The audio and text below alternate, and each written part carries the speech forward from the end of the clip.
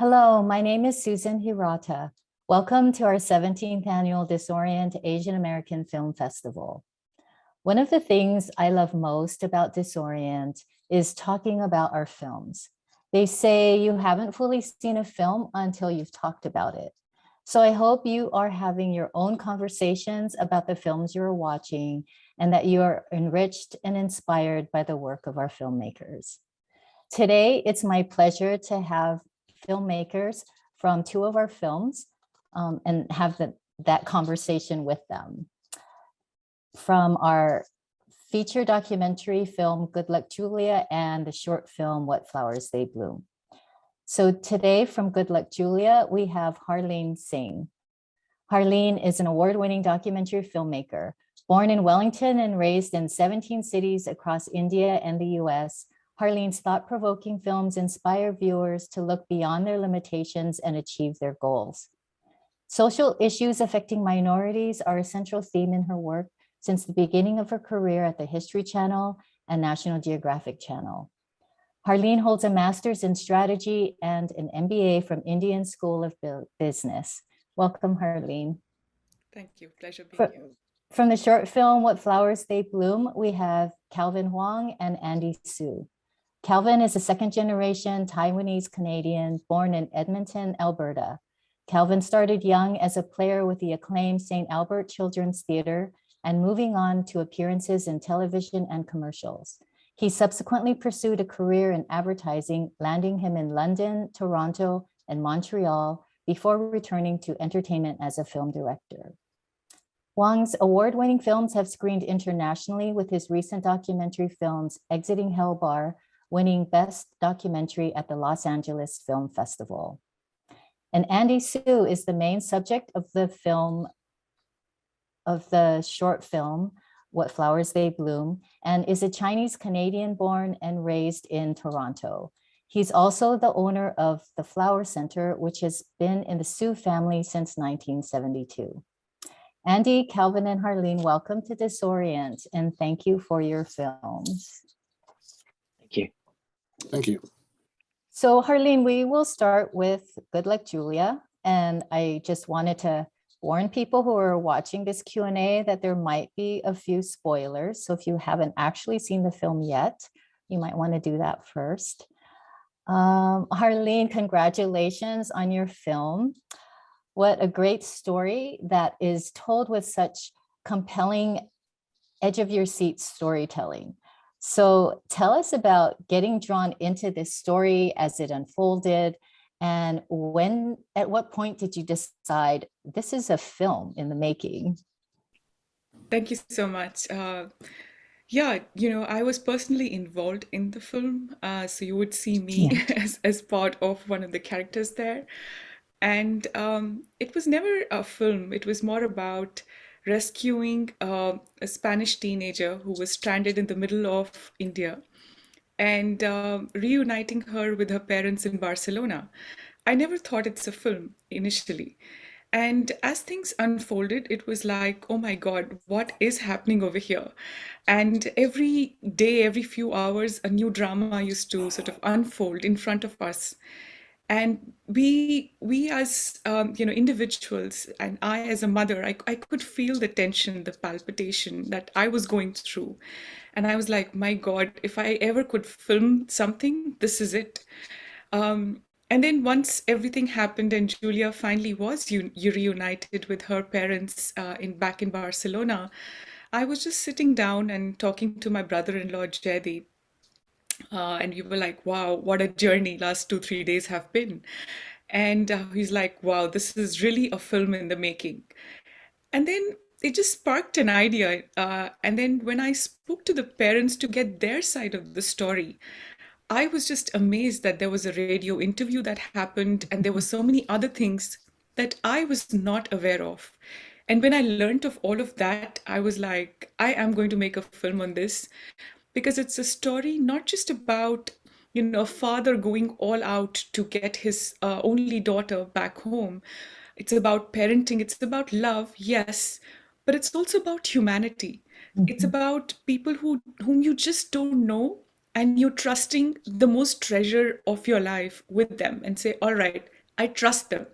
And if they are saying something, let's just do it because it might benefit my own child. It's a story about humanity in times where COVID was at its peak. Um, there were so many negative things that were happening to so many people. So there was this silver lining that I wanted to bring out. And that's how I was like, yes, let's just do it.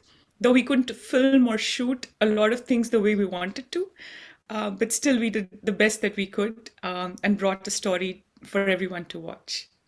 Yeah, it is so beautiful, and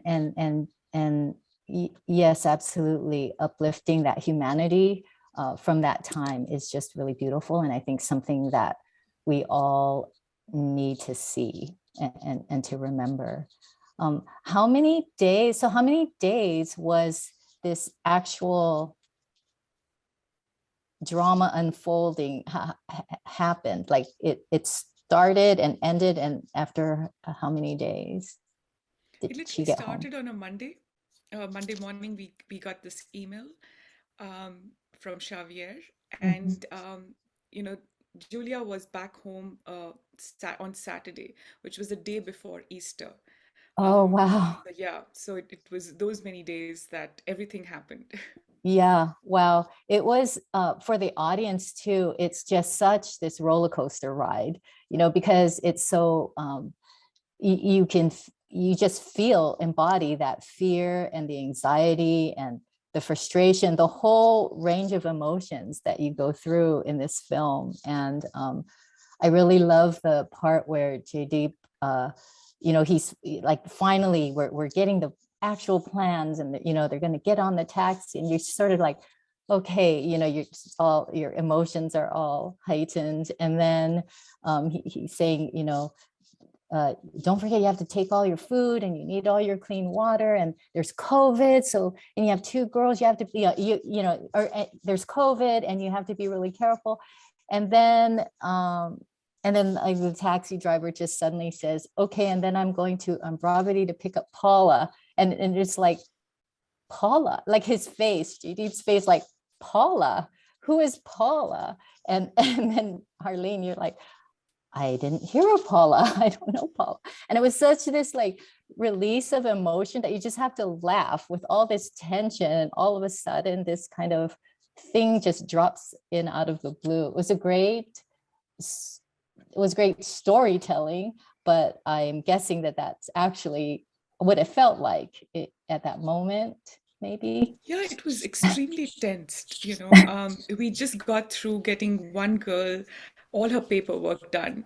And we were like, all right, there is probably a good chance that she'll make it to the last evacuation flight. And then you hear of a new name and, another teenager, and you're like, who is she? And if we start doing the work that we had to for her, you know, Julia would never make it. So, in hindsight, it probably looks very different and it could be laughable. But at the time, Yeah, I mean, I almost cried. Because absolutely. you are so full of emotions, because it's not that one person is more important than the other, but it's like, I don't think I can do it, because you're sitting in the US, you're trying to make ends meet, in India, you're trying to connect all the dots, and suddenly you're like, we just connected the dots and then there's another one. So there was a lot that was happening, but I think I'm just glad the way it turned out. And I just feel that sometimes, when you are looking at these stories in hindsight, you're like, while I did play my part or my family played a part, but there's always a bigger hand, that's out there who's helping you and guiding you as well. So sometimes you just need to trust in destiny, do your part, but let things flow as well.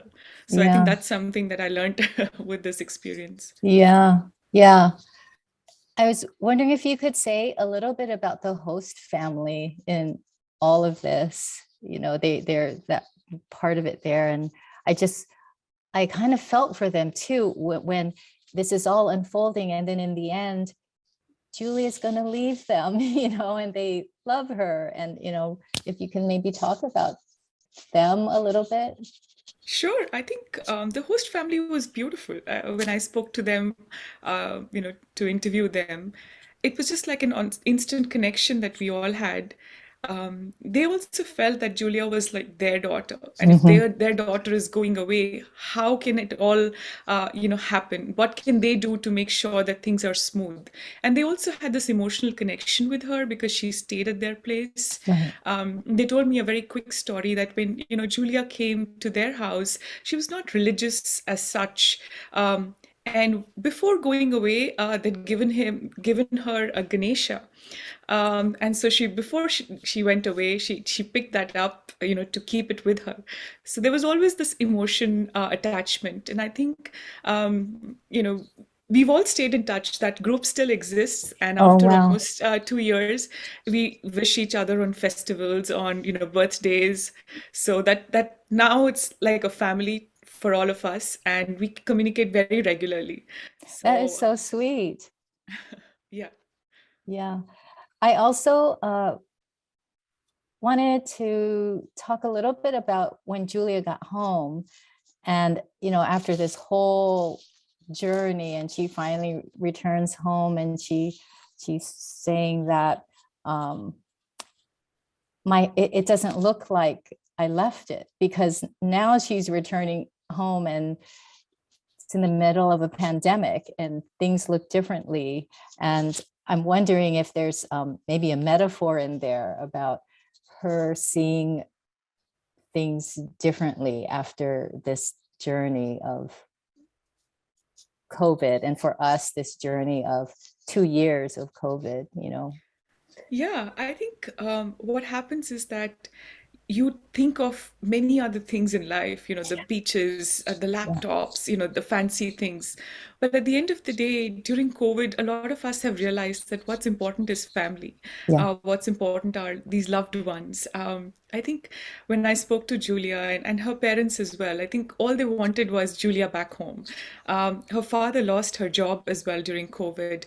So a lot of things happened. But what was important was that their daughter was back home. That's all that mattered. And even to Julia, to meet her grandparents, to meet her parents, just being with them was the most important thing for her. And I think the more we realize this larger concept, that humanity, that human touch, that human connection is sort of more valuable than a social media post somewhere, I think the better it would be for our own society. So that's something that I also learned, and I think that's a message that I got through from all the other people who were involved in the film. Also, her mother's journal was such a sweet and poignant part of the film, that she had journaled about the whole Julia even leaving to go to India. It was really beautiful and nice that you were able to include that. Yeah, I mean, see, it's so tough for a mother. Like, I am a Yeah. mother, I still Yeah. have tears, even though I know the entire story. Yeah. But Yeah. can you even imagine that your only child is, abandoned in another country and you are helpless? And what that mother is going through. And she's writing all her emotions. And every time she read the story, she was crying. And she, like, to me as a filmmaker, that was gold. But to me as a mother, I was like crying with her. So there Absolutely. is this thing that it's very difficult to articulate what depth a mother can feel for her only child, that, oh my god, I wish I could just grab her and get her, but that's not possible. So she was just writing all her emotions down in paper, and getting whatever she wanted to even say. I asked her, I said, what were you really feeling? She's like, I can't describe it. I mean, I did put it down in words, but there are so many things which are still hidden. Yeah. There's something that you just can't tell anybody. You are Yeah. feeling it so down in your heart. And to me, once I heard about that journal as well, I was amazed that every day, even though there was so much of tension, she was able to document a lot of things in there. So, yeah, I just feel that like motherhood is such a universal thing. Yes. Anybody and everybody could connect with it. Yeah. And similarly, I feel this need of just hugging your child is all that she wanted, and that came across beautifully in her interviews. Yeah. So yeah, Yeah. thank you for bringing that up. Yeah. Absolutely. That was so beautiful. Yeah. Okay, so let's turn now to What Flowers They Bloom, Calvin and Andy. Calvin, your film is such an effective vehicle to present Canadian and similarly US history with racism and placing it all in our current day reality. I'm wondering how you came across this story and how you came to have Andy be the focal point of the story. Right. So, as a filmmaker, I tend to focus on issues related to either stigma, health inequity, or social injustice. And so, when the pandemic, obviously, I'm a member of the Asian North American community. So, obviously, when the pandemic happened, and so much of this, you know, irrational and disinformation based scapegoating happened upon the Asian community. As a storyteller, one of the things that I saw was lacking in how it was covered is it wasn't really creating a lot of empathy, a real understanding, a personal experience, an encounter of what racism feels like in this period of time. And so I started to look for. I'm a little bit shy. I don't like to be in front of the camera as much. So through some of the research, it was quite difficult to find culturally people of Asian background who'd experienced this, because I think a lot of them still feel very stigmatized, and there's a sense of not wanting to bring shame. This notion of sort of collective and shame and face. So we were very fortunate with Andy's story, and that Andy is he's such a very charismatic and he's almost like a Disney prince. He's so wholesome, and he's so his values are so, they're so transparent. And instantly when I first approached Andy, I'm like, I just like this guy. Like, there's like, who would ever do something horrible to this guy? He's the most generous and honest, and just someone that you just want to sit around with and talk about food, or what's going on. Like, he's just very affable. So that understanding of Andy's character and his courage and bravery in wanting to bring this story forward, and also as a means to help sort of reconcile some of the trauma that he's been going through by sort of communicating it and sort of going through some of the broader patterns, so that it doesn't feel so isolating. That, I think, as a stimulus, as a role model for other people, I think it encourages more of the conversation, because I don't think a lot of particular Asian focused or directed hate crimes and things like that are as publicized or as well understood what that actually feels like. And so I think with our story, we try to help create some of that, so that we invite the audience to feel that, words can actually be as brutal as fists, particularly when it attacks some of the very fundamental values or identity that we have as citizens in our countries. The other component that I think was really powerful about Andy's story is that it does have almost like a call to action. Like, there is a very positive, it's not telling people what you should do, it's showing by example of what people have done. Right. And really to explore the camaraderie, the allyship, the community, to really combat these incidences, to really show a support and the commonality of values against this type of attitude, this type of ideology, I think is a really powerful thing to demonstrate. And so I thought that also leads to much more of an uplifting and hopeful perspective of what is, typically a very horrible and traumatic incident. Right. Yeah, I agree. It was very effective and very powerful in your film. Andy, your courage and honesty to talk about the incident really grounds this story and makes it effective. So I was wondering if you were willing to tell us about your journey from experiencing the incident and then experiencing the community support and then finally telling your story through this film. Where are you standing today as a result of this journey? Oh, well, I've definitely come a very long way. The incident that had happened, about 2 years ago now, actually, Wow. it was very unfortunate that I was targeted by that individual. And it still, to some degree, does haunt me today.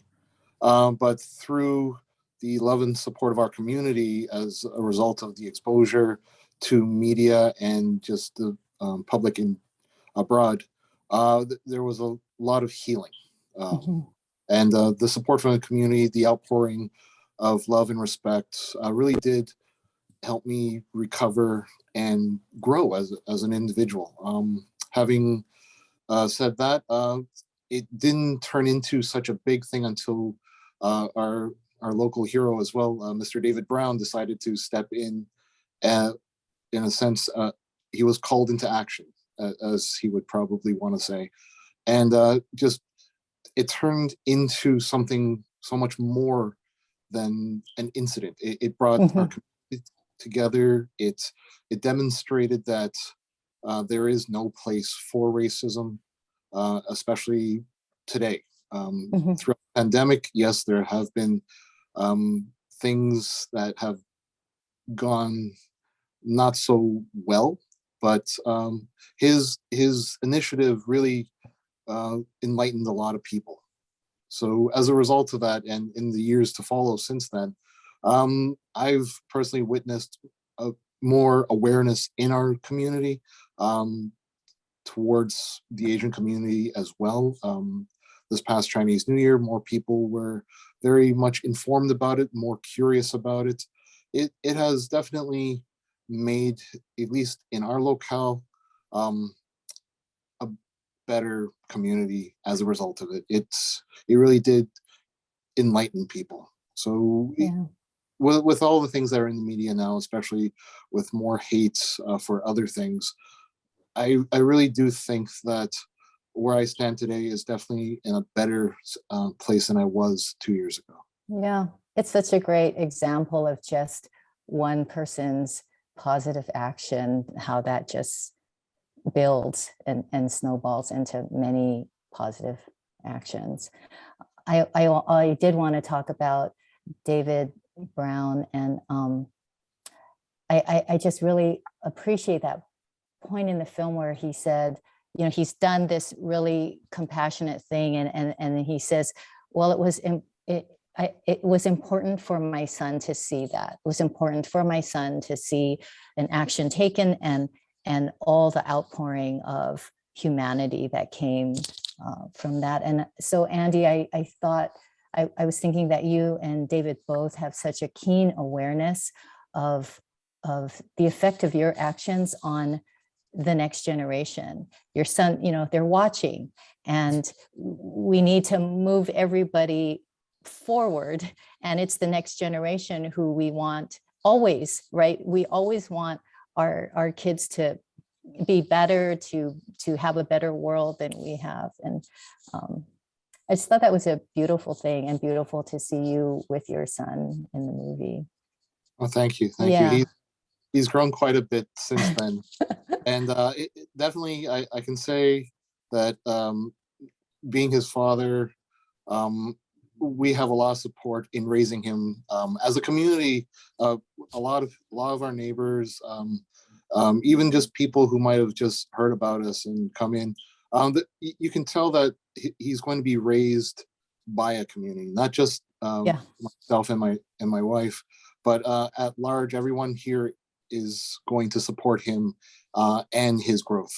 So beautiful, so beautiful. All kids deserve that, to be raised by a community. Yeah, that's so beautiful. Calvin, can you, I didn't get to hear about you talk about the name of your film and Right. the idea behind that. Yeah. Well, the most direct connection is Andy is a professional florist, so there is the flower analogy there. But I think linked to that, I think the current climate and the current way both social media and disinformation is disseminated, it's an allegory around the curation of a garden, right? It's the whole notion that flowers bring beauty, bring joy, they bring happiness. But when you let, you know, misinformation or hateful ideology or unconscious bias creep into that garden, it can overtake the flowers. So it's really a call to be mindful of what things you're cultivating in your mind, in your attitudes, in your beliefs, because they will bear fruit, they will bear flowers. And sometimes those flowers won't be the flowers that they think you are, and they will be those very nauseous, destructive weeds that render more harm than good. So that's kind of where the symbolism of the title comes in. Yeah, that's beautiful. I love that. So finally, I wanted to say that I programmed these two films together because they just highlight the positive parts of humanity, what Harleen was talking about too. And it feels like, you know, we've had these 2 challenging years of pandemic, maybe it's even more than that now. And in some way, it feels like we've been in this metaphorically a crucible, and you know, at this time where it's really hard and it's complicated and it's stressful. And the question is, are we going to be able to come out and emerge from this more beautiful and stronger and with positive changes in the world, in ourselves, and how we look at the world and other people? I'm wondering if you can all maybe comment on that a little bit, through your lens, what does it look like for you in the future? I think what we can do is, like, we can either focus on the differences or we can focus on the commonalities. So once we focus on the commonalities, the future looks bright, the future looks endearing, the future has a lot of love in there. So I think, to me, I think that's important. There are lots of problems, and I'm sure each one of us has a baggage that we all carry. But if we start looking at solutions, then we can also find solutions. I haven't seen my mom in 6 years. To me, that is a problem. But, if you look at the solution, yes, I can FaceTime her, a technology that didn't exist, quite a few years ago. So a lot of these things are something that we have to adapt and change to. But I also feel that we need to remain positive. We need to look at silver linings that are all around us. We need to look at, different flowers, like Calvin just said, that we need to look at things in a more positive light. So instead of a social media post, which is, sometimes can be depressing, why don't you look at something that was endearing, something nice that somebody did for another person, and feel good about it, that humanity exists. So to me, I think that's the only way forward, that we can all progress as a society, to remain positive, look for things which, make you feel happy and loved, and then just move forward towards a goal that you have for yourself. Yeah, beautiful. Calvin, Andy? I completely echo that. I think it's a powerful statement to say we tend to focus on the labels and the differences that divide us. And those are things where we should be looking for differences on how they highlight how wonderful and diverse and how powerfully culturally important all of our different perspectives are. And I think the undertone of, at the end of the day, we're all people. And I think that's something so powerful to remember. I think one of the key themes is, building off that, is really around what we do and how we look at the world is a choice. And we have to remember that we need to choose to look at things not as how they're a threat to us or how they're harmful to us, because that is a very distorted lens. And I think, unfortunately, I think the reality right now is very divisive, and too much finger pointing, too much scapegoating, too much blaming. And I think we need to look beyond that and say, well, is that really the motive, or is that something that I'm thinking of in my head? So really to remind ourselves that things are a choice, the way we look at things, the way we approach things. And as both as Andy and David had demonstrated, I mean, they could have gone down a very dark spiral and radicalized and become more entrenched to say, you know, I don't like these groups are awful, and play that game. But it's a great example of how they all have transcended beyond that, to say, look at where we are together, how much better we are together than we are divided and apart. And I think that to me is, if we can all maintain that and make sure that culturally, that's what's valued, that's what parents bring to their kids, that's what teachers bring to their students, whatever faith you are, that's how it's being disseminated, then I think we'll be so much more powerful and so much more happier, and collectively we'll be able to achieve so much more than separated. So. Absolutely. Andy. Well, between the two of them, I think they've said everything that could be said about what it'll be like when we emerge from the situation globally right now.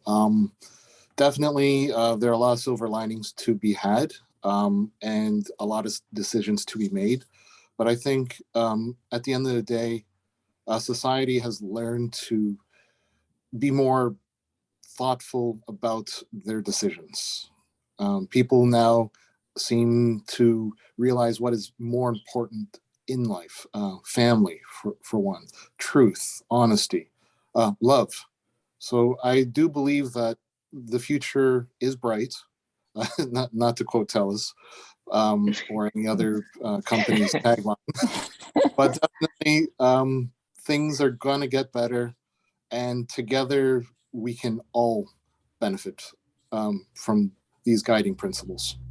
Yeah, absolutely. And I think it not coincidentally relates to our tagline this year of emergence and of blooming and blossoming in a positive way. It's what we hoped to imbue in this entire festival. So thank you for being a part of that and bringing that to our festival. Thank you to all of you.